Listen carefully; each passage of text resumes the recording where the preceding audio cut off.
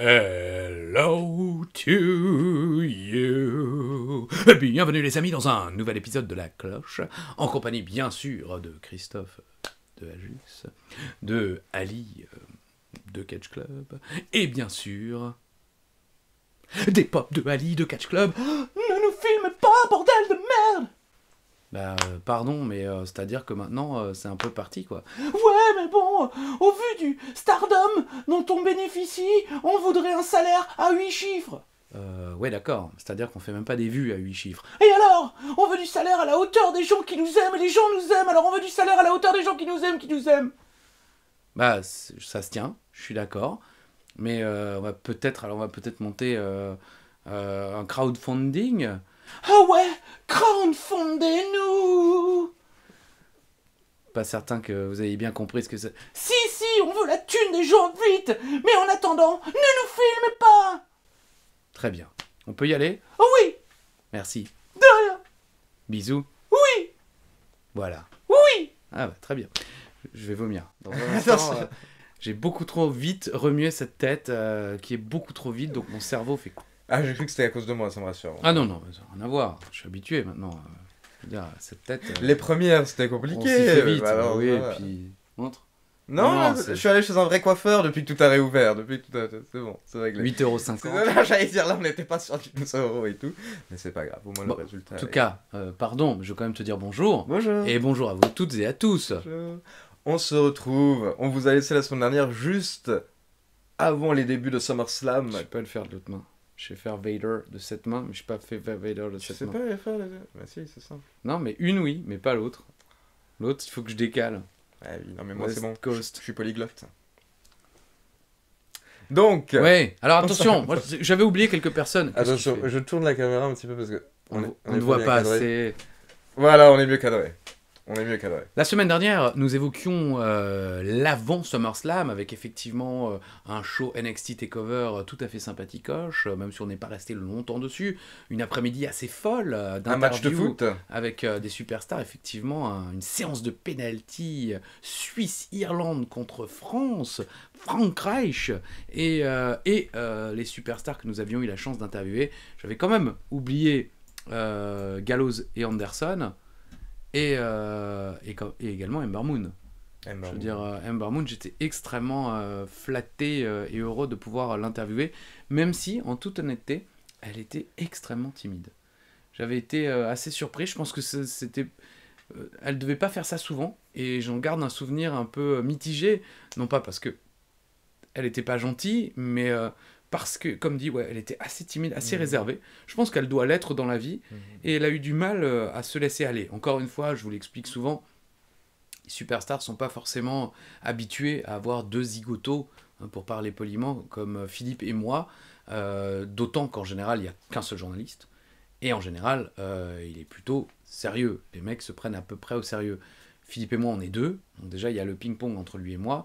Donc si la superstar n'est pas forcément très à l'aise, elle a du mal à rentrer dans notre jeu. Puis en plus, on n'est pas forcément toujours très sérieux. Même si avec Ember Moon, on n'a pas du tout tenté de faire des vannes ou quoi au caisse, parce que on fait ce genre d'interview-là quand on a déjà interviewé plusieurs fois la superstar, et qu'on va plus jouer sur le personnage de la superstar que sur l'être humain derrière la superstar.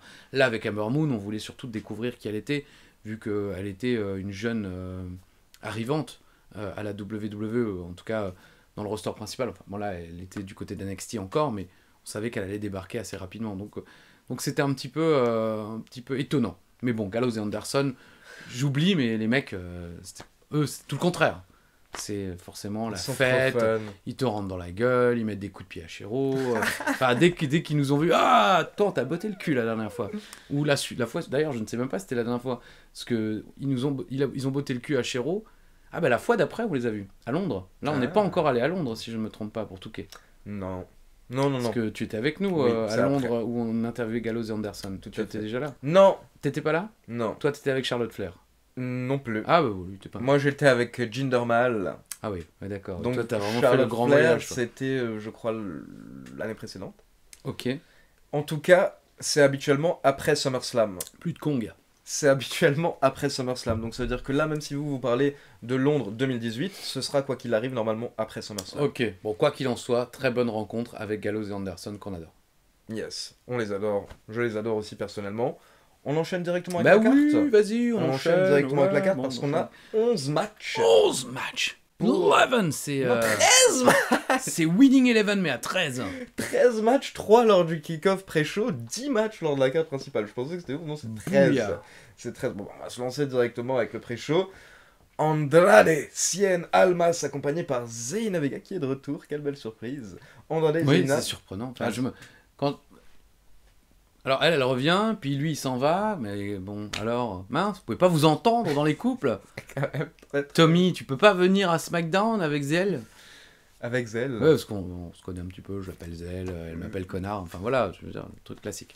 À cette période, en fait, Andrade et Zelina Vega ont eu des matchs solo contre Lana et Rusev lors des shows hebdomadaires. Ça nous mène à un match par équipe mixte, justement, en pré-show, qui est remporté par Andrade et Zelina.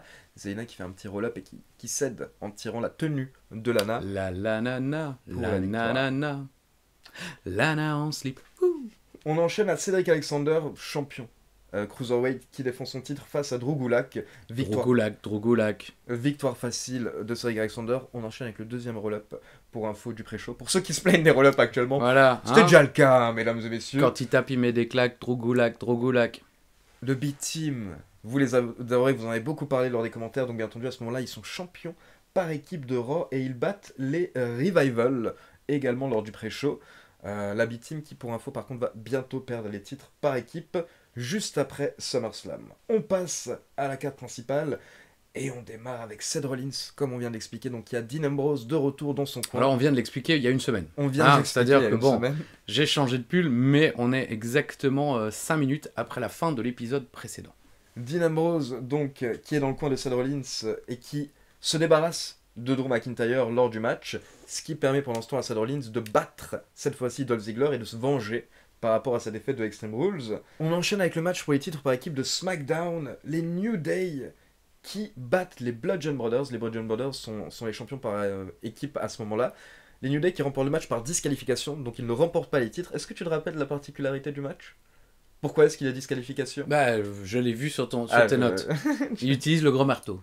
D'accord, Marc. Il a utilisé son gros marteau. Parce que je me rappelle que ça avait fait délirer les fans à ce moment-là, que les Bludgeon Brothers se ramenaient vers le ring avec ces énormes marteaux, massues, je sais pas comment Oui, des masses, oui. des grosses masses. Ouais. Et donc là, d'un coup, on a Rowan qui sort sa masse sous le ring. Attention, si vous allez à Munich et que vous voulez acheter un gros marteau dans un magasin et que vous demandez à une grosse masse, vous allez recevoir un verre de bière d'un litre. À une masse. Une masse. Non, mais c'est bon à savoir. Ou le contraire, si vous voulez, si vous êtes dans un bar et que vous voulez une bière de 1 litre, pensez aux Bludgeon Brothers. Je veux une masse. Donc l'énorme masse, Rowan qui la prend et qui commence à attaquer les membres du New Day avec, du coup ils se font disqualifier. Ça avait fait d'ailleurs très plaisir à Jeanne, cette utilisation de masse. On la salue. On enchaîne avec Braun Strowman qui défend son contrat Money in the Bank face à Kevin Owens. Les deux s'étaient affrontés à Extreme Rules dans un cage match et Kevin Owens avait remporté le match parce que Il l'avait jeté. il l'avait jeté. Donc du coup forcément Strowman n'était pas très content. Je suis pas content d'être con. Exactement. Donc il voulait son match revanche face à Kevin Owens et cette fois-ci c'est bien Strowman qui remporte le match sans grand souci. Putain, je me souviens pas quand il utilise cette fichue mallette. moi, Ah vraiment. bah on y arrive. Alors, on y arrive, mais On pas y aujourd'hui. arrive. Hein. Non, pas aujourd'hui. Mais on y arrive. On se souvient pas, quoi. J'ai rechecké ça également. Il a rechecké. Il y a une semaine, mais j'avais oublié également totalement. Le scénario, le moment où il annonce, etc. C'est vrai qu'on va redécouvrir ça ensemble. Là, quand même, c'est assez impressionnant parce que Strowman sort du ring avec Kevin Owens à un moment et il le chokeslam sur la rampe d'entrée. Et franchement, le chokeslam est violent. Oh, le dos, j'ai mal pour le dos de Kevin Owens à ce moment-là. Ensuite, il le ramène dans le ring, power slam et victoire. Moins de 2 minutes de match. Moins de 2 minutes de match, j'avais même pas fait attention. Bah ouais. On enchaîne avec le match pour le titre féminin de SmackDown. Carmella qui était championne et à la base en fait Becky Lynch s'était qualifiée et c'était Becky Lynch qui devait avoir un match seule face à Carmella lors de SummerSlam.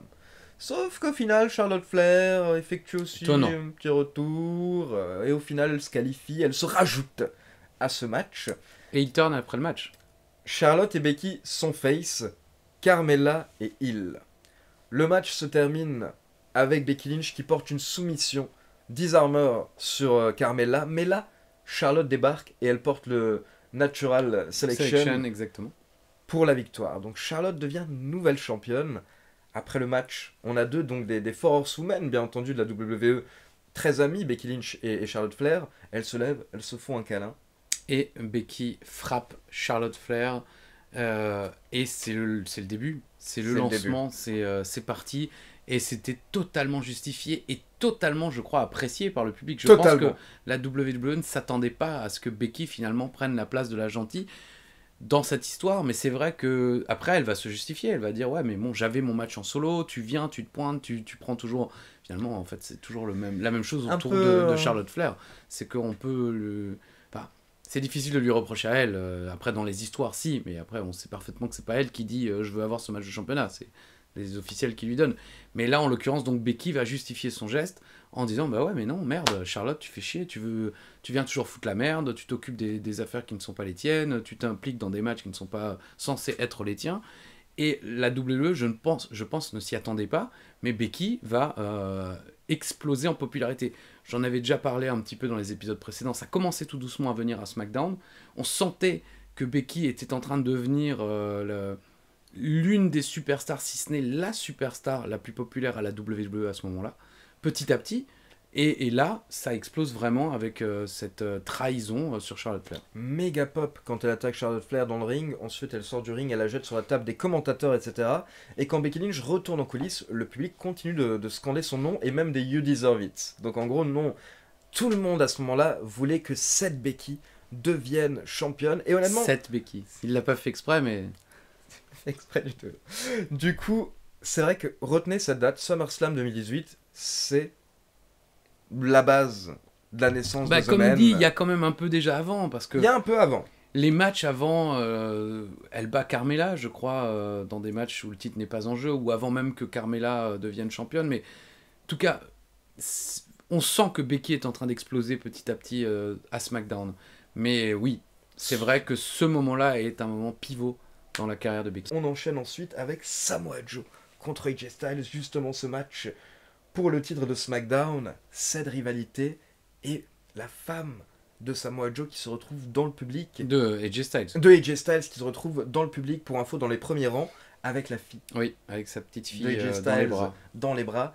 Alors que AJ Styles et Samoa Joe vont avoir un match très très violent dans le ring. Ça, je suis toujours très... depuis la scène horrible où les enfants de Mick Foley sont en larmes en voyant leur papa se faire démolir. Bon, ça va, aujourd'hui, ils sont vieux. Dewey, je sais même pas quel âge il a. Dewey, il bosse à la WWE en plus. Ah oui, il est encore auteur. Apparemment, oui. Et puis Noël qui est... ils sont adultes, aussi, oui, voilà, en tout cas. Ouais. Ils sont pas vieux, je suis beaucoup plus vieux qu'eux, mais c'est toujours fou de se dire qu'on les a vus tout petits comme Dominique et que maintenant ce sont... Mais bref, cette scène-là qui est dans Beyond the Mat, le documentaire dont on a beaucoup parlé dans beaucoup d'épisodes de La Cloche, dans lequel on reviendra dans un épisode spécial documentaire de La Cloche très rapidement, parce que là on arrive bientôt à la fin. La semaine prochaine. Ah oui, non mais c'est vrai, on est en 2018. Oui, il reste plus beaucoup. Et on a rattrapé à une vitesse la folie. Bref, je suis toujours assez récalcitrant à l'idée de faire venir... C'est déjà le catch à la base... je pense qu'il faut quand même... c'est pas un truc que tu peux montrer à des tout petits, parce qu'ils n'ont pas forcément l'esprit suffisamment aguerri pour comprendre que tout ça n'est que du spectacle, et que c'est pas pour de vrai, et puis ça reste brutal, ça reste violent, donc voilà, je trouve ça toujours un peu regrettable, de mêler des tout petits aux histoires, pas forcément, parce que tant que c'est en dehors du ring, bah c'est comme le cinéma ou les séries, hein, y a des enfants dans les films et tout ça. Mais tout ça est cadré, il y a des caméramans et des preneurs de son. Mais là, tu es dans une salle, il y a un match, le public, l'excitation du public, le bruit, je sais pas si c'est malin. Bah, il y a une scène qui va donner raison en plus à la fin du match. Mais donc, ce qui se passe en fait, c'est que le match est très très violent. Vers la fin, AJ Styles est en sang au niveau du visage. Et Samoa Joe ne sait plus trop quoi faire pour se débarrasser de son adversaire. Donc, d'un coup, il sort du ring, il monte sur la table des commentateurs, il prend le micro. Oui. Et là, il s'adresse à nouveau à la femme d'AJ Styles en disant, écoute, apparemment, Daddy's not coming home. Papa ne va pas rentrer à la maison, mais du coup, I'm gonna be your new daddy. C'est moi qui vais être ton nouveau père, ton nouveau papa pour la petite fille et ton nouveau mari pour toi. Et là, AJ Styles, il pète un câble. AJ Styles, il entend ça dans le ring, il pète un câble, il sort du ring, il saute sur Samoa Joe qui est sur la table des commentateurs, et donc les deux passent à travers la barrière de sécurité. Et derrière, vous avez AJ Styles qui chope une chaise et qui s'acharne sur Samoa Joe. Du coup, AJ Styles perd le match par disqualification. Des arbitres, des officiels sont obligés d'intervenir pour les séparer. AJ Styles qui les repousse, etc. Puis AJ Styles, après le match, va voir sa femme qui était en mode « Bah t'as bien fait, t'as défendu notre honneur. » Et la petite qui a peur de il y a son un père, câlin. non? Et voilà, par contre, la petite scène, c'est que la femme d'AJ Styles donne sa fille. Et donc elle va dans les bras de papa. Et elle, directement, elle se retourne et elle veut retourner dans les bras de maman. Bah et donc ouais, AJ Styles, là, papa en sang, elle est il pas transpire, rassurée. ça fait Ouais. pas... Elle est pas rassurée. Donc c'était la petite image, voilà, qui j'imagine vous étiez nombreux à vous dire. Et puis la en même plus, chose. déception, parce que le match, bon, je vois qu'il dure près de 23 minutes, je pense qu'il Quand était même, assez hein. sympa, mais on reste sur une année où on a rêvé avec Styles Nakamura, on rêve avec Joe Styles, et puis à chaque fois, c'est des entourloupes, c'est des matchs qui n'ont pas de fin satisfaisante. Donc, bon, moi, je me souviens avoir été déçu. J'espérais, puis c'était l'occasion ou jamais de faire gagner Joe, de lui faire gagner le titre, de créer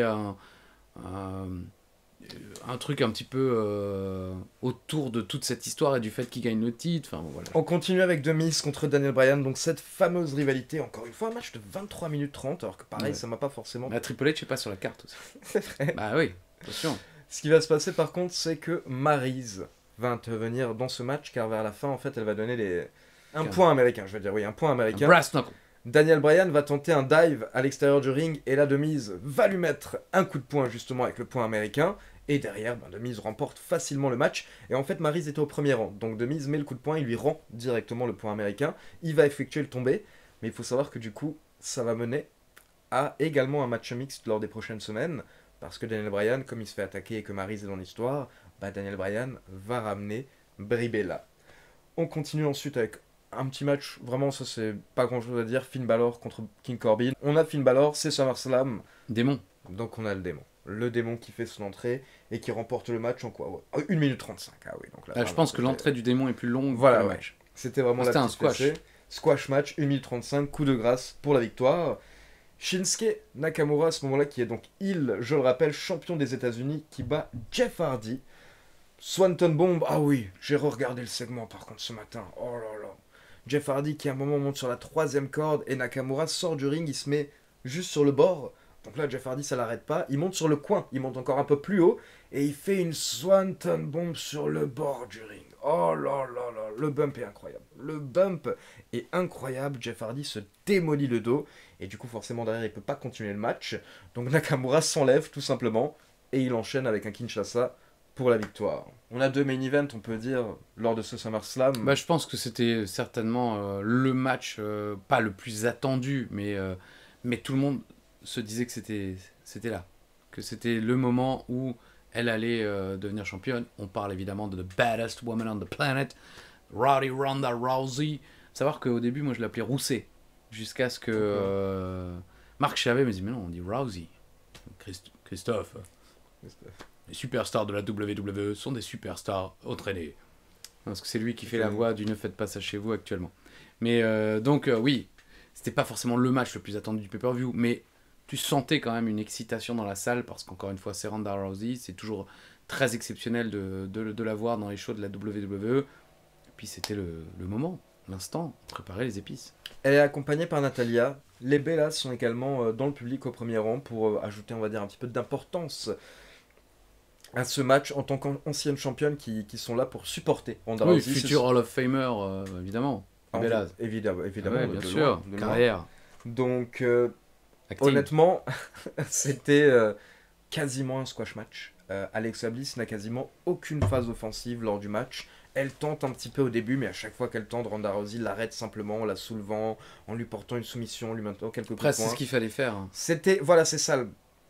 La seule chose, c'est qu'il fallait ensuite créer quelqu'un pour la détrôner. Ouais. Mais à ce moment-là, il n'y avait pas d'autre choix. L'objectif, c'était vraiment de la placer au-dessus, quoi, très loin des autres. Mais c'est pas pour rien, je veux dire, c'est quand même une ex-championne MMA UFC. C'est celle qui a révolutionné un petit peu justement le MMA féminin à une période où c'était pas trop à la mode. Elle a été la tête d'affiche, en fait, justement, du MMA féminin à l'UFC. Donc c'est pas n'importe qui, Ronda Rousey. Et on peut dire que c'est une victoire méritée, j'ai envie de dire, en 4 minutes au final. Ronda Rousey qui fête après avec Natalia, etc. C'est la grosse Bah, fête en avec vrai, Samuel Rabi. à ce moment-là, elle est la personne la plus célèbre sur la carte Ah du oui. show. Je veux dire, Brock Lesnar, personnellement, il m'arrive quand même de prendre des Uber par-ci par-là et je vous l'ai déjà dit, parfois on me demande, ah, vous faites quoi dans la vie? Je fais le catch et tout. Ah, moi je suis plutôt fan de MMA. Ah, bah vous connaissez peut-être Brock Lesnar, et certaines personnes, non. Ouais. Tu vois, parce que ça fait tellement longtemps finalement, parce que en France, le MMA, il n'a pas encore totalement explosé. Donc les gens, ils connaissent Habib. Non, Nurmagomedov. mais c'est son prénom, c'est ça? Khabib, oui. Ah, Rabib. Oui, Bon, c'est Khabib. ok, excusez-moi. Donc, enfin voilà, ils connaissent ces combattants-là plus récents. Ils connaissent évidemment les légendes, Saint-Pierre Mhm. et Miquelon, hein, évidemment, qu'on connaît bien. Humour géographique, tout le monde s'en fout, en tout cas lui. Non, mais voilà, ils connaissent. Mais Brock Lesnar, pas mal de gens me disent non, franchement, je vois pas trop qui c'est Brock Lesnar. Alors, je ne suis pas en train de vous dire qu'il n'est pas connu et qu'il n'est pas célèbre Non, et bien qu'il n'est pas sûr. l'un des champions UFC les plus connus. Mais je me rends compte, par contre, quand je cite Ronda Rousey, ah oui, là, ils savent parfaitement qui c'est quoi. Mhm. Elle a dépassé ce statut-là. Il y a aussi le côté, on l'a déjà évoqué, cinéma et autres. Donc, à ce moment-là, à la WWE, je pense qu'elle est la personne la plus célèbre sur la carte, quoi. C'est ouf. Franchement, c'est ouf. Oui, parce que quand même, Brock Lesnar est un grand nom, ça c'est clair et Oui, net. mais il a Mais pas. ça m'étonne pas trop. Déjà, ça fait longtemps, il a fait des allers-retours. Et C'était surtout puis ça, son passage à l'UFC était très haché. Parce son- qu'il y avait eu sa maladie voilà, en fait pendant. exactement. Et puis son pic, encore une fois, il remonte à plus loin que Non, Ronda c'est clair, Rousey. c'est clair. Donc les Français n'ont pas forcément. Après, la France ne représente pas le monde. Et aux États-Unis, bien sûr, que je pense que Brock Lesnar. Mais encore une fois, Brock Lesnar, il est resté sport. Il est resté UFC catch. Ronda Rousey, elle était partout. Elle a fait Mhm. des unes de magazines, ce que Brock Lesnar, à ma connaissance, n'a pas fait, quoi. Il n'a pas fait. Je crois que Ronda Rousey a même fait la une du Swimsuit Magazine, le célèbre la version maillot de bain de Sports Illustrated, qui est le. Je suis pas sûr, hein, mais Sports Illustrated, qui est le magazine sportif le plus célèbre aux États-Unis, et ils ont tous les ans l'édition maillot de bain avec des athlètes féminines, et je crois que Ronda Rousey était dedans, mais c'est un petit peu comme un sportif qui ferait la une de l'équipe en France, c'est que tu as atteint un statut où vraiment tu t'es mainstream, quoi. Mhm. On continue, on enchaîne avec le main event de SummerSlam 2018. Roman Reigns contre Brock Lesnar pour le titre universel. Mais avant même que le match ne démarre, nous avons droit à l'entrée de Braun Strowman. Strowman qui annonce qu'il va encaisser sa mallette contre le vainqueur du match. Peu importe qui sera le vainqueur, Strowman reste aux abords du ring, il va regarder le main event et directement derrière, il encaissera soit face à Lesnar. Grosse excitation dans la salle. C'est bien joué. Oui. C'est bien joué. Oui, quand sauf même, que ça. non, en fait. Non, c'est pas bien. Non, joué. bah non, non, mais tu frustres tout le monde. Putain, enfin, je comprends pas en fait le pourquoi du comment, de quoi. Le scénario est particulier. C'est vraiment, c'est cool parce que évidemment ça met de l'excitation. En plus, il vient, il se casse. Si je me trompe pas. Non, reste non, pas non, au il bord reste du au ring. bord du ring. Ah, Si, il si, reste il au reste bord au du bord ring du quand ring. même. Ok. Ouais, ouais. J'avais l'impression qu'il partait direct. Mais voilà. Donc bref, je t'en prie, poursuis. Main event assez court, bon, match de Lesnar, 6 minutes, mais en fait c'est encore plus court dans le sens où il se passe beaucoup de choses à l'extérieur du ring. Le match démarre directement avec un Roman Reigns super chaud, 2 Superman Punch, 2-3 spears en début de match, mais encore une fois Lesnar s'en sort, Lesnar reprend l'avantage. Roman Reigns avec une guillotine, Roman Reigns tente un nouveau spear et cette fois-ci Lesnar s'enlève. Donc Roman Reigns passe à travers les cordes et il se retrouve sur Strowman sans avoir fait exprès. Par contre, derrière, Brock Lesnar se dit bon, il faut se débarrasser de Strowman parce que moi j'ai pas le temps d'avoir un deuxième match une fois que j'ai gagné. Donc là, Lesnar sort, il attaque également Strowman. Je crois qu'il lui porte un F5 à l'extérieur. Puis il chope une chaise et il s'acharne sur Strowman. Il prend sa mallette. Il y a ce moment également Il la mythique jette. où il prend sa mallette, il la jette sur le décor et il pète un petit bout des LED à ce moment-là en plus. Donc ensuite, il prend la chaise, il s'acharne vraiment sur Strowman à l'extérieur du ring comme il faut. Comme ça, au moins, il n'y aura aucun risque. Strowman n'encaissera pas ce soir. Et quand Lesnar remonte dans le ring avec la chaise, Spear. Spear de Roman Reigns, super bien vendu sur Lesnar qui retombe avec la chaise un peu sur la tête comme ça. Et ce Spear au final suffira. Alors qu'à WrestleMania il en a tenté 20, ça ne servait à rien. Ce Spear suffira pour la victoire en 6 minutes. Roman Reigns, nouveau champion universel. Réaction mitigée dans la salle. d'un côté, t'as une pop, mais d'un côté, honnêtement, en même temps, la WWE montre les gens dans la foule, et les gens n'ont pas du tout l'air de popper. Donc je me demande limite si c'était pas un petit peu exagéré au niveau du micro. Ce qui est drôle aussi, c'est que Reigns tout de suite va se vanter devant Heyman, qui sera du coup son manager 2 ans plus tard. Mais il y a plein de choses assez marrantes au final, si vous regardez ce match. Après, c'est un match banal, on va dire, de Brock Lesnar. Bah oui. Par contre, ce scénario du Money in the Bank, oui, pourquoi? Pourquoi faire Bah, ça surtout avec, que je peux vous dire qu'après, nous, aux commentaires, on se dit, ça y est, bon, il va être diminué, Strowman, mais il va y avoir le match. Mhm. Et en fait, non. Et les gens dans le public attendent. Ils se disent, Strowman, il va se passer. Bah non, il se passe rien. On rend l'antenne. Ciao, bisous, bonne fin de soirée. Reigns est champion. Ouais. Reigns est champion, il met fin au règne de 504 jours de Brock Lesnar, à préciser quand même, parce que c'est un règne énormissime. Ah ouais, oui. Interminable. Interminable. Bah ouais.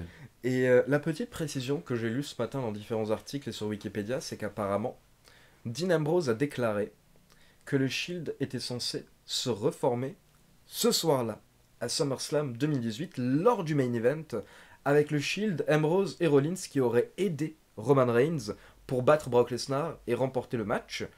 Et apparemment, d'après Dean Ambrose lui-même, c'est Brock Lesnar qui a demandé à Vince McMahon de changer les plans. Et donc c'est peut-être pour ça qu'on s'est retrouvé avec ce main event encore plus bizarre, avec Strowman Avec dedans. Strowman qui finalement ne sert à rien. Et... En tout cas, ce n'était pas apparemment ce qui était prévu, d'après Dean Ambrose.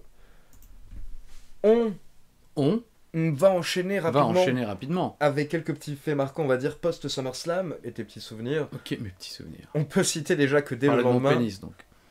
Pourquoi je citais la reformation du Shield? Parce que du coup, en fait, comme ça n'a pas eu lieu à SummerSlam, en fait, ça a été repoussé au lendemain. Le Shield va se reformer le lendemain à Raw, avec Strowman qui va tenter d'attaquer Roman Reigns, et Roman Reigns va être sauvé par Rollins, par Ambrose, triple powerbomb, etc. Le Shield est de retour à ce moment-là. Je ne veux pas gâcher, on va dire, les prochains épisodes, Tu mais m'as gâché. encore une fois, malheureusement, ça ne va pas durer très très longtemps. La WWE, durant cette période de 12 mois, on va dire, elle a tenté plusieurs fois de reformer le Shield, et malheureusement, à chaque fois, il y aura un souci. La dernière fois, c'était Roman Reigns qui ne pouvait pas participer au pay-per-view, remplacé par Kurt Angle. Là, le Shield se reforme, mais dans environ 2 mois. Certains s'en souviennent, Roman Reigns devra quitter la fédération à nouveau. Oui, alors qu'il sera encore champion. En Spoiler. Plus. Donc bien entendu, on reviendra sur ça également. Mais vas-y, je te laisse du coup. En fait, à la base, on devait assister à Raw et à SmackDown, et comme je vous l'avais dit, peut-être faire des interviews sur place, comme on l'avait fait à l'époque, même si on nous avait dit que c'était plus trop possible. Finalement, la WWE avait accepté de le faire, et malheureusement, notre caméra étant pétée. On ne le fera pas, mais on fera quand même, je crois qu'on tournera quand même quelques petites vidéos tu sais, promotionnelles. On se retrouve ce soir pour Raw en exclusivité, bien sûr sur votre chaîne préférée, et on sera toujours dans la même salle dans laquelle on attend l'après-midi de SummerSlam en l'occurrence, mais pour Raw et SmackDown, cette salle sera transformée, un coin de la salle sera transformé en faux bureau manager général, ou en faux set pour discuter, pas Seth Rollins, hein, mais plateau voilà, de télévision. Donc notamment à SmackDown, on sera posé là, et on aura Paige, Drake Maverick qui viendront discuter, échanger. Parce que Drake Maverick, je crois qu'il était en train d'être intégré dans le roster principal. Je sais plus trop ce qu'il foutait là, mais il était là. Et je suis allé le voir, et je lui ai rappelé, ouais, tu te souviens, on s'est vu en France quelques fois. La première fois que tu étais venu, c'était un show chapiteau. On avait fait un show dans un camping. Donc, et il y avait un chapiteau énorme.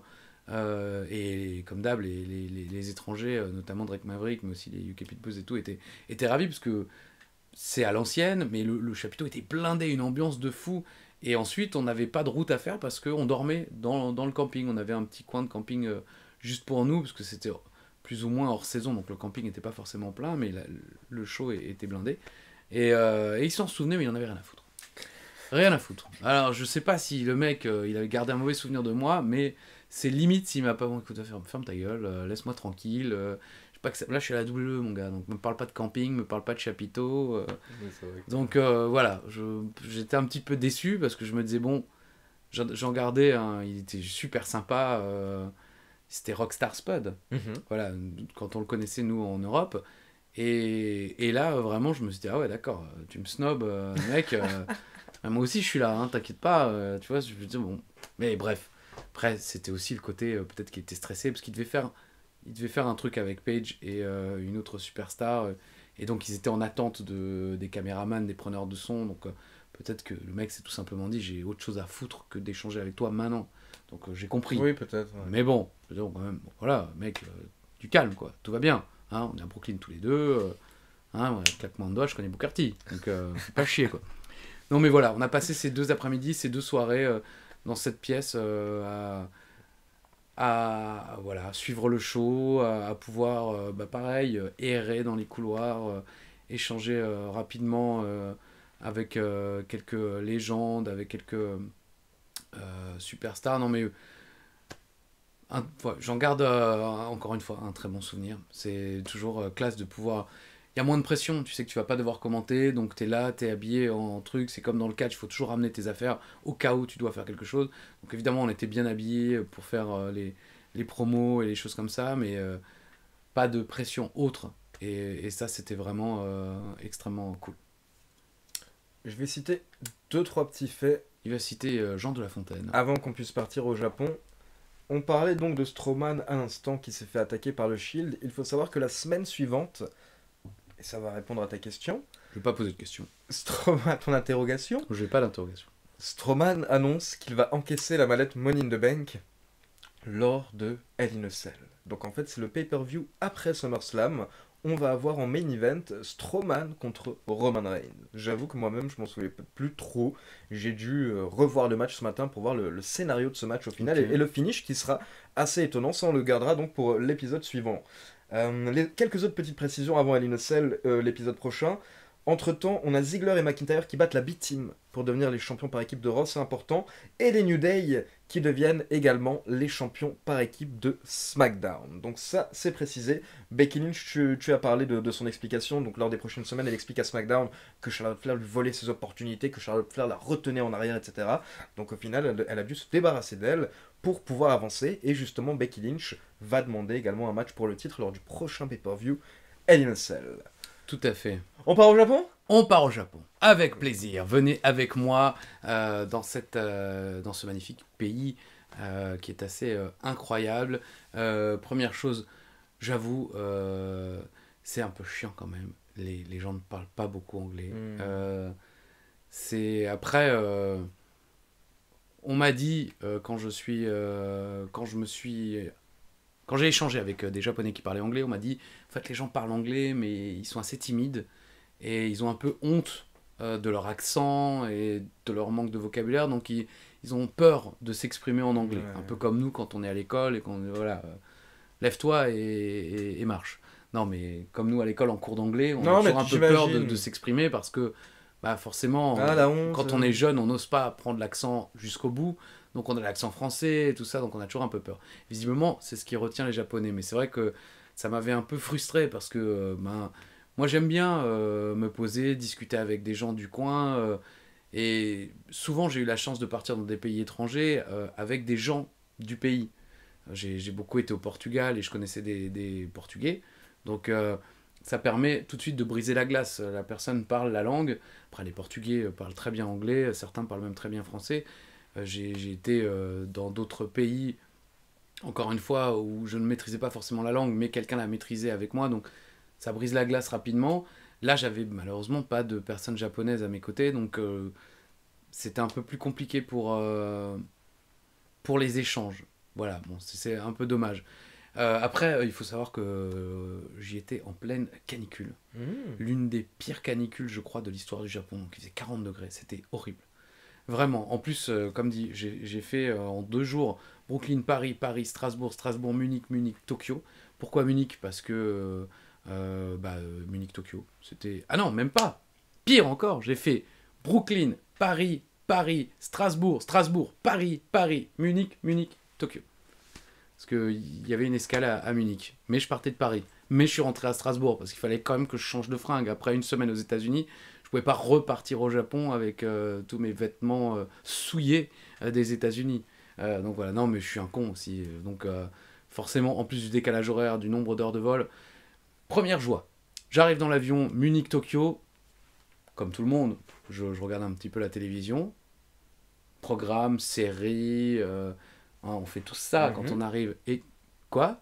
New Japan Pro Wrestling. Oh, nice! Ça, franchement, la première fois de ma vie, j'ai pu mater, bon, pas pendant tout le vol parce qu'il n'y avait pas assez d'épisodes, mais l'émission télé de la New Japan dans le vol Munich-Tokyo. C'est trop fort. Ça, c'est déjà ça. Tu te dis, putain, cool. Parce que c'est ce que j'évoquais avec notre cher Ali la semaine dernière, ou plutôt pour vous, il y a 2 semaines, quand je disais, j'aimerais bien parler de ce voyage avec vous, parce que on parle souvent du Mexique, j'y suis encore jamais allé, des États-Unis comme les pays de catch. Mais pour moi, dans ma petite expérience de vie, pour moi, c'est le Japon, en fait, le pays du catch. Parce que déjà là, ça commence avec le vol. Boum, tu peux mater du catch dans l'avion. Du jamais vu. Dites-nous dans les commentaires si vous êtes par exemple être parti au Mexique, est-ce qu'il y avait des émissions de la AAA ou de la CMLL dans l'avion disponible en VOD? Pour les États-Unis, on est d'accord, jamais vu ça. Non. Il n'y a aucune. Pas du tout de catch dans l'avion. Non, jamais. Après, j'allais dire non, il y a beaucoup de programmes, mais au Japon aussi, il y a énormément de programmes. Et pourtant, il y avait.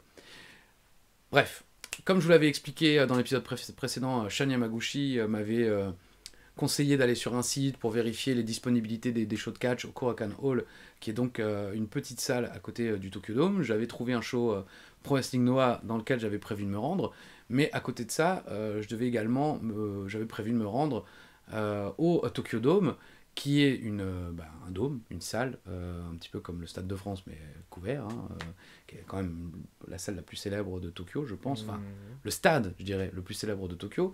Mais ce n'est pas que ça, c'est également un parc d'attractions, en fait. Donc, tout autour du Tokyo Dome, il y a le parc d'attractions du Tokyo Dome. Donc, je m'y étais rendu. Et ce qu'il faut savoir aussi... je vais finir cette histoire.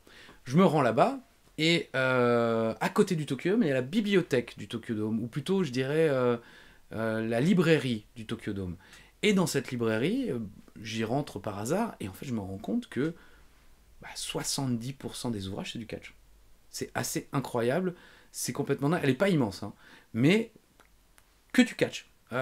Et des ouvrages japonais, mais également en langue anglaise. Bon, évidemment, pas des ouvrages en français, mais voilà, il y a de tout. Il y a aussi des magazines de catch japonais, mais vous avez des bouquins, et comme c'est une librairie assez connue et ancienne, vous avez des bouquins de toute époque, donc vous pouvez retrouver des trucs époque Rikidozan, et puis des choses beaucoup plus récentes avec des catcheurs contemporains.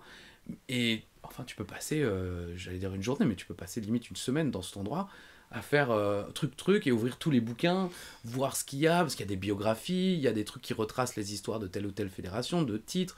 C'est incroyable. Alors il y a aussi évidemment des mangas, il y a aussi des choses qui parlent de baseball, parce que le baseball est extrêmement populaire. Et quand moi j'étais au Tokyo Dome, il y avait, je crois, à ce moment-là, des compétitions de baseball, donc il y avait beaucoup de gens, mais c'était ouf, moi j'y suis resté quasiment une après-midi à ouvrir tous les bouquins que je pouvais et tout. Alors j'avoue que j'ai rien acheté parce que c'est quand même des bouquins japonais et que d'une part je suis pas spécialiste de catch japonais, puis d'autre part je parle pas la langue. Mais je me suis acheté quand même un magazine japonais pour le souvenir d'y avoir été et d'avoir ce magazine-là. Mais au moment où je suis... à cette librairie, je vois en fait que le Korakuen Hall, c'est juste à côté. Je me dis, c'est le moment où jamais, je vais faire un petit repérage pour le Pro Wrestling Noah quelques jours plus tard. Et en fait, je me rends compte qu'il y a un show de catch ce soir-là. Et un show de catch d'une fédération qui s'appelle Freedom. En vrai, je n'avais jamais entendu parler, je n'avais jamais vu de résultat, mais je vois qu'il y a du catch ce soir-là. Donc, il y a le petit boot, la vitre avec la personne à qui t'achètes le billet. Donc, déjà, j'essaye de me faire comprendre la personne, parce que pareil, l'anglais, pour eux, c'est pas du tout naturel. Pourtant, c'est Tokyo, quoi. Je veux dire, c'est quand même une des villes les plus touristiques au monde, je pense. Donc j'arrive à me faire comprendre, la personne me dit « Ouais, vous voulez des tickets, mais quel prix, tout ça ?» Donc dans ta tête, t'essayes de calculer. Après, je me dis « Bon, on s'en fout, je vais pas me faire chier. » Enfin, c'était pas 200 000 $, c'est pas Ringside WrestleMania, quoi. Mais bon, j'ai quand même pas pris de place Ringside, mais j'étais assez bien placé, quoi. Et donc, je vois l'heure, donc c'était 18h, donc je retourne un petit peu parc d'attractions du Tokyo Dome, et puis aux alentours de 17h30, je viens faire la queue. Et donc c'est une longue file d'attente. Il faut savoir que le Korakuen Hall n'est pas une salle comme on l'entend, nous, en Europe. C'est-à-dire, c'est pas comme votre salle des sports que vous avez, ou nous, à Soufel, ou des choses comme ça. Enfin, c'est pas vous rentrez, vous êtes dans la salle. En fait, le Korakuen Hall se trouve dans un immeuble et se trouve au 5 ou 6e étage de cet immeuble. Et en fait, ce que je ne savais pas tout de suite, par exemple, c'est que si vous voulez monter directement au 6e par les ascenseurs, il faut avoir une place VIP, ce que je n'avais pas. Donc je suis monté, j'ai montré mon ticket, mais non, il faut redescendre, vous prenez l'escalier. Ah, donc je redescends, et je me mets donc dans la file d'attente dehors. Bon, évidemment, les gens attendaient, mais je me suis dit, peut-être qu'ils attendaient pour un truc particulier dans la salle. Bon voilà, moi je me mets dans cette file d'attente, et là il y a un mec de la Freedom qui rabattait un petit peu le public, il dit oui, ce soir Freedom. Je suppute, parce que je parle pas japonais, le mec le faisait en japonais.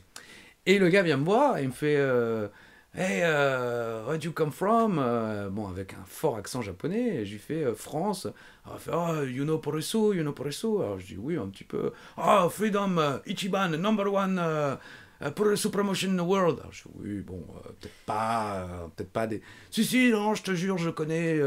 Enfin, le mec me dit oui, si, la fédération numéro 1 de catch au monde.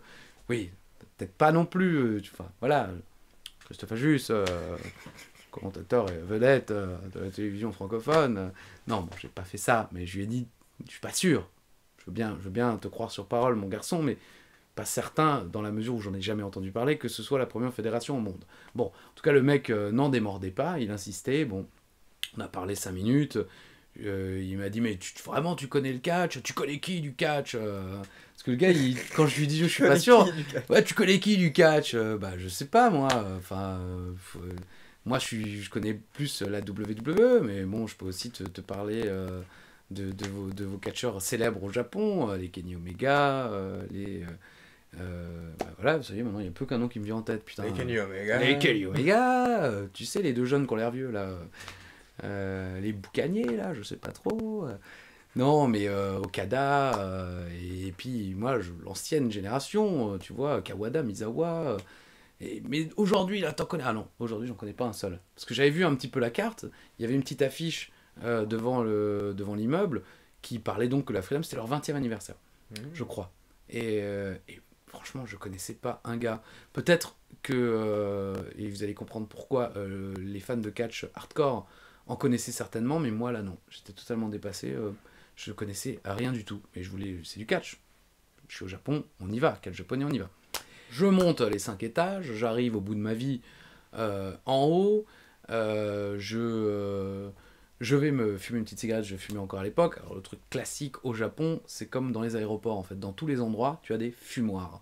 Donc si tu veux fumer, c'est dans une pièce d'à peu près de la taille de ce studio internet. Ah, c'est grand, putain. Oui, voilà, oui, donc c'est gigantesque. Hein. Et tu as 200 gars qui fument... Ils fument nerveusement les Japonais, hein. C'est un peu comme les Chinois, j'ai eu l'occasion de côtoyer des Chinois et ils fument leur clope comme moi je bouffe un cheese quoi. C'est vraiment, on n'a pas le temps et quelqu'un va me la chourer dans 2 minutes, donc j'ai pas le temps. Bon, et donc je retourne à ma place, j'étais avec une autre personne qui ne connaissait pas grandement le catch et surtout pas le catch extrême. Voilà, parce qu'il s'agit en fait, la Freedom est une fédération de catch extrême. Premier match, tout va bien. Ils distribuent, tu sais, comme à Europa Park, quand tu vas faire les trucs... des kawaii, genre. Des kawaii, genre. Et là, je me dis, oulala, j'espère que c'est pas pour des projections de sang, quand même. Parce que sinon, c'est extrême, mais alors là, on serait très extrême. Mais en fait, non. Premier match humoristique. Avec, en fait, des catcheurs, un peu comme aujourd'hui, le Miz. Ils venaient avec des pistolets à eau, des seaux d'eau... Et en fait, ils jetaient, comme à l'époque dans une de clan, ils faisaient semblant de jeter, puis en réalité, il n'y avait pas d'eau. Puis après, le saut suivant, il y avait de l'eau, et ils jetaient plus ou moins dans le public. Bon, ils arrosaient pas totalement le public, mais c'était pour que les gens des premiers rangs ne soient pas totalement éclaboussés. Petite précision quand même, le Korakuen Hall, blindax. Je veux dire, plein. Ils ont fait sold out ce jour-là. Peut-être pas sold out, puisque j'ai pu acheter mon billet en fin d'après-midi, mais c'était vraiment plein, quoi. En comparaison du show Pro Wrestling Noah que je verrai quelques jours plus tard. Premier match, ça va. Deuxième match, ça va. Puis troisième match, là, il y a quand même un mec qui vient avec une sorte de crucifix en bois. sur lequel il a placé délicatement, hein, c'est vachement artistique, des lames de rasoir. Oh là là. Et puis ça commence à se maraver la gueule et ça commence à pisser le sang, tout va violent, dégueulasse.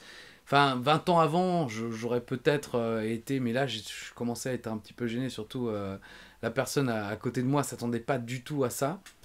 Et puis le match suivant, c'est allé encore plus loin. Là, ils ont commencé à démonter le ring avant le début du match. Donc c'était un no rope, no canvas match. Ça prenait des bumps à travers les bouts de bois. Enfin, ils passaient à travers le ring. Oh. C'était dur, c'était sanglant, c'était violent. Finalement, on est parti. Après ce match, on n'a pas attendu le main event. Je pense que le main event c'était encore pire. Mais ouais, non, c'était vraiment une boucherie. C'était vraiment du niveau de la CZ. Et moi, j'ai jamais été fan de la CZ, même quand j'étais adolescent. Même quand j'aimais la IC-Dub, la CZ c'était trop pour moi. La IWA, Mid-South, pareil, les deathmatch, tout ça, c'est pas mon truc.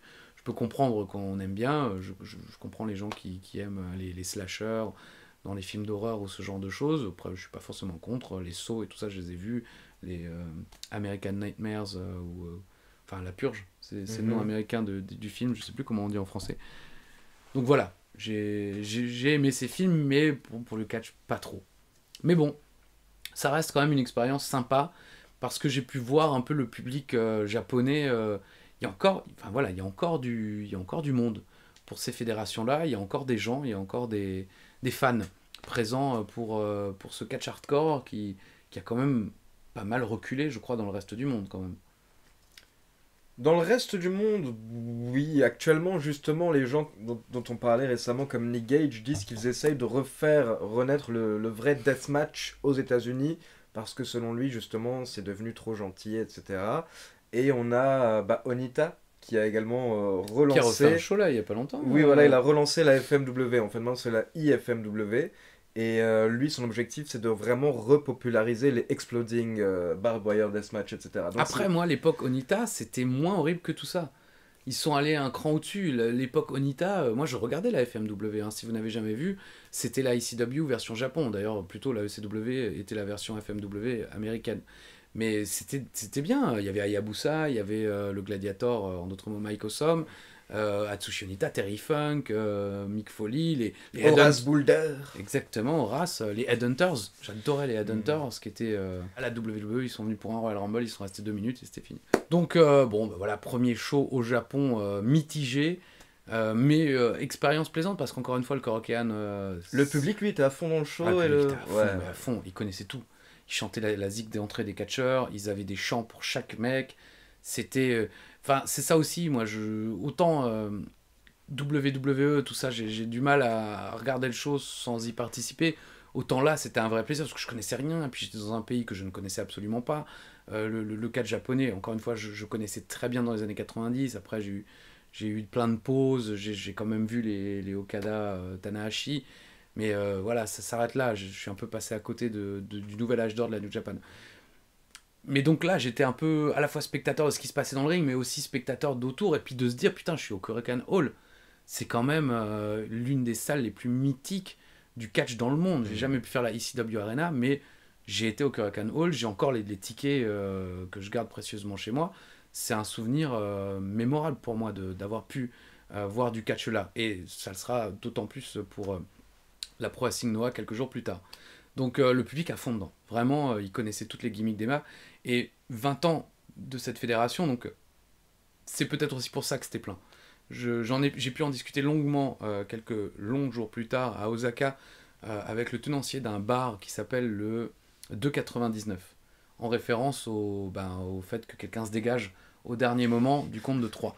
C'était un couple de fans de catch français qui m'en avait parlé quand il y avait le show au Cirque d'hiver à Paris. Il m'avait dit ouais, on était en dehors d'un bar avec notamment Jérôme Pourrut et Sylvain Garnalec également. On était allé boire une bière et à l'époque je fumais, donc je suis allé sortir fumer une clope et il y avait ce couple de fans de catch qui est venu me parler, Christophe Ajus, tout ça, bon voilà.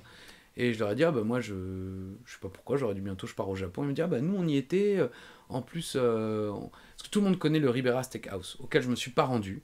Je le regrette un petit peu parce que d'autres connaissances du catch m'ont dit franchement si tu y étais allé avec en leur montrant, rien qu'en leur montrant tes photos Instagram et tout, les mecs t'auraient filé une veste. Parce que, certes, évidemment, personne ne sait qui je suis au Japon, en France non plus d'ailleurs.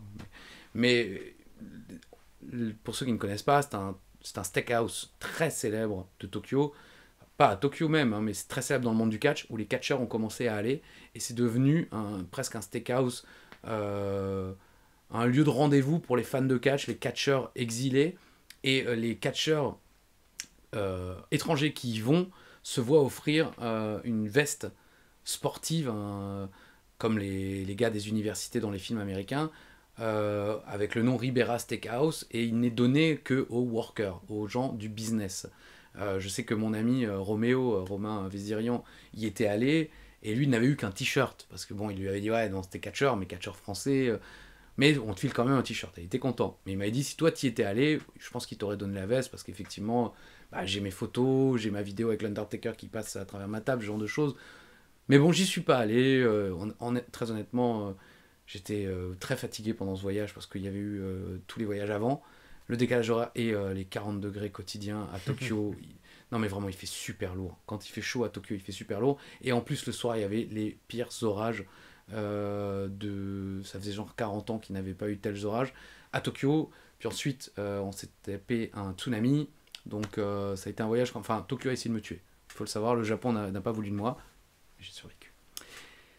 Bref, je reviendrai dans quelques instants sur le bar à Osaka, mais petite promenade à Tokyo, normale, sans catch dans la tête, mais tout d'un coup je lève les yeux et je vois le sigle New Japan Pro Wrestling au-dessus d'un immeuble, et je vois en fait le magasin de la New Japan qui est au 2e étage d'un tout petit immeuble, des escaliers minuscules, vous montez là et puis vous arrivez dans une petite pièce, c'est pas très grand, mais voilà le magasin de la New Japan avec les t-shirts, les hoodies, la fragrance Bullet Club avec écrit Eau de parfum Paris. Je prends l'accent américain, mais pas du tout. Mais oui, il y a écrit Eau de parfum Paris sur la fragrance, le parfum du Bullet Club. Made in China. Ouais, voilà. Made in China. Mais je me suis acheté un t-shirt Jushin Liger et un t-shirt New Japan Pro Wrestling dans ce petit truc. Je voulais également m'acheter un hoodie, mais ils n'avaient plus à ma taille, malheureusement. Donc voilà. Mais pareil, tu vois, tu tombes sur le magasin New Japan en te promenant dans des rues de Tokyo et c'est marqué nulle part. Évidemment, je m'attends pas à des flèches énormes New Japan, New Japan. Mais tu vois, j'ai jamais pu aller dans un magasin de WWE aux États-Unis. Donc, et pareil, vous vous promenez dans les rues Tokyo, je l'ai plus vu à Osaka, mais vous avez plein de petits magasins avec figurines de catch, masques de catch, pas que, mais vous le voyez à l'entrée, vous regardez un peu, à un moment je regardais tous les magasins, je rentrais pas dedans, mais je regardais et plein de magasins où tu pouvais acheter des masques, où tu avais des petites figurines, des magazines, plein de choses comme ça, et à tous les coins de rue de Tokyo et d'Osaka, quoi. Encore une fois, c'est pas comme aux States. Et on est allé dans quelques grands magasins, entre guillemets, des malls, comme on dit, pour voir un peu shopping, différence de prix, genre de bêtises. Et c'est pareil, dans tous les endroits où ils vendent des magazines, il y a magazines de catch. Ce qui n'est pas le cas, encore une fois, aux États-Unis. Aux États-Unis, si vous voulez trouver un Pro Wrestling Illustrated, vraiment de la chance. Il y en avait il y a un magasin à Brooklyn, juste en face du Barclays Center, si vous y allez un jour. En face, ils vendent des magazines de catch, enfin ils en vendent un, le Pro Wrestling Illustrated, mais sinon, vous n'en trouvez nulle part. Alors que quand j'étais plus jeune, j'étais persuadé que ça se vendait à tous les coins de rue, le magazine de la WWE, tout ça. Non, en fait non. Mais au Japon, oui. Donc le catch est vraiment là-bas au niveau de tous les autres sports. J'irai pas jusqu'à au niveau de tous les autres sports, mais en tout cas, ça a pignon sur rue. Et vous avez des affiches, c'est pareil, vous avez des affiches pour des shows indie japonais dans tous les coins de rue. Moi, j'ai retrouvé des affiches avec Super Dolphin ou Kikutaro, Kikutaro que j'avais côtoyé à la Japan Expo, et plein partout, dans tous les quartiers de Tokyo, et des petites affiches, show de catch dans le coin et tout. Alors, j'ai pas pu forcément m'y rendre, et souvent, c'est des shows déjà passés, mais c'est des choses que tu ne vois pas non plus aux États-Unis. Donc, vraiment, le catch est le puroresu extrêmement présent, quoi. Finalement, je vais voir ce show Pro Wrestling Noah. Là, je me dis, merde, ringside, rien à foutre. Donc j'ai été ringside à un show Pro Wrestling Noah filmé pour la télé japonaise, je ne sais pas si on me voit. J'avais essayé de retrouver ce show, mais je ne l'ai pas retrouvé. Et alors je me souviens plus du main event, mais c'était un catcheur qu'on avait booké à la Paris Manga. Pas Paris Manga, pardon. Paris Manga, ce n'était pas moi. Je ne suis pas Sylvain Gardalec. Japan Expo, tout à fait, de longues années auparavant, et là il était champion Pro Wrestling Noah. Donc il y avait ce main event, le titre Pro Wrestling Noah défendu. Il y avait également le fils de Scott Hall qui était sur la carte dans un petit match à 6. Et c'était franchement, enfin c'était vraiment super plaisant. Mais par contre, énorme surprise pour moi et presque déception, la salle était quasi vide. Ouais, ça c'est... Tu vois, le Korakuen Hall blindé pour une petite fed hardcore dont je n'avais jamais entendu parler. Et dans le même temps, Pro Wrestling Noah, salle quasi vide. Moi j'étais ringside, il y avait... tu voyais quand même qu'il y avait... c'est ça qui est amusant, c'est presque comme c'est une fédération indépendante si on veut, mais t'avais les habitués en fait, ceux qui étaient toujours là au premier rang. Alors j'étais là qu'une fois, mais je me rendais bien compte. Après je connais aussi un peu le catch en France, donc je voyais bien que certains se comportaient comme certains fans de catch en France qui viennent à tous les shows, donc ils connaissent les workers, ils connaissent les gens à la buvette, et ci, et ça. Et ce qui était amusant, c'est que autant pour la Freedom, le show précédent blindé, il n'y avait qu'un seul occidental, je dirais. Donc sinon c'était que des Japonais, ou a priori, je veux pas dire que je reconnais les Japonais à leur visage ou autre, il y avait peut-être des gens d'autres pays asiatiques, mais vraiment je n'ai reconnu qu'un seul occidental dans la salle et qui prenait beaucoup de photos. Alors je sais pas s'il était journaliste ou fan de catch exilé au Japon, mais à la Pro Wrestling Noah il y avait pas mal non, mais il y avait quand même quelques gens de l'Occident, quelques Européens je pense, ou Américains, et parfois on se regardait un peu genre ouais, nous on sait, on est là nous. Et après, justement, quand on est ressorti, je voyais justement le fils de Scott Hall, comment il s'appelle d'ailleurs Cody Hall, exactement, qui discutait avec une poignée d'Américains qui étaient venus le voir. Ouais, ça fait plaisir de te voir et tout. Il était vachement sympa. Je sais qu'il n'a pas forcément bonne presse dans le monde du catch, mais là, en tout cas, il était très respectueux, très sympa avec les gens qui venaient lui parler. Bon, moi, je suis pas allé lui parler, mais j'entendais, il discutait tout à fait gentiment. Et limite, il était content. Après, je peux comprendre aussi que quand tu es longtemps dans un pays étranger, ça fait plaisir de pouvoir discuter avec des gens qui parlent la même langue déjà et puis qui sont de la même origine. Donc, mais show vraiment sympa. Le show japonais, limite, comment dire, le house show japonais par excellence, quoi. À côté de ça, il y avait aussi Mohamed Oyone. Oh, nice. Qu'on avait booké en France également dans un show mythique où il y avait Yone et celui qui deviendra champion Ring of Honor. Morishima, il faisait équipe à ce moment-là. Takeshi Morishima, exactement, contre Just Joe, enfin Joey Legend, et je ne sais plus qui était son partenaire à l'époque, mais c'était un show de ouf. Enfin, ceux qui sont encore là de l'époque ICWA, qui ont vu ce show avec Morishima Yone en duo contre une équipe entre guillemets européen, même si Joey Legend est canadien. Bref, c'était un des plus gros shows ICWA de l'histoire.